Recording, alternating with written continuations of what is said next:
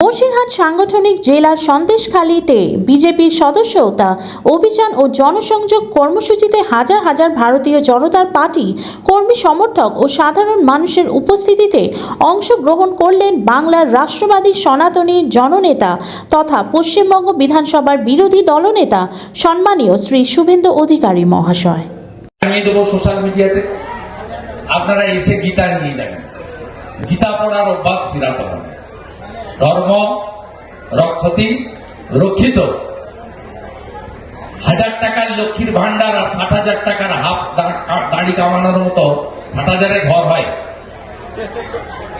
বিজেপিকে আমি 3 লাখ টাকার ঘর দেবো বললাম, সঙ্গে শৌচালয় দেবো, নলবাহিত জল দেবো, সৌর আলো দেবো। ইলেকট্রিক বিল দিতে হবে না, বিজেপিকে আনুন। উত্তরপ্রদেশ করব সুশাসন সুরক্ষা, গুজরাট করব শিল্পায়ন কর্মসংস্থান, সর্বোপরি মোদীজি বিকাশবাদ। সব হারবে, উন্নয়ন জিতবে। একটিবার বিজেপি, বেশি না অনেক দূর চলে গেছে বিজেপি। 39% ভোট, এত লুট মার চুরির পরে। আর মাত্র 5% হিন্দুর ভোট চাই, 5% হিন্দু। এই যে নিরাপদ বাবু টাবু মাঝে মাঝে লাল ঝান্ডা নিয়ে ঘুরেন না, এরা একটা মুসলমান ভোট কাটতে পারে না। সব হিন্দুদের ভোটগুলো কাটে তৃণমূলকে সুবিধা করার জন্য।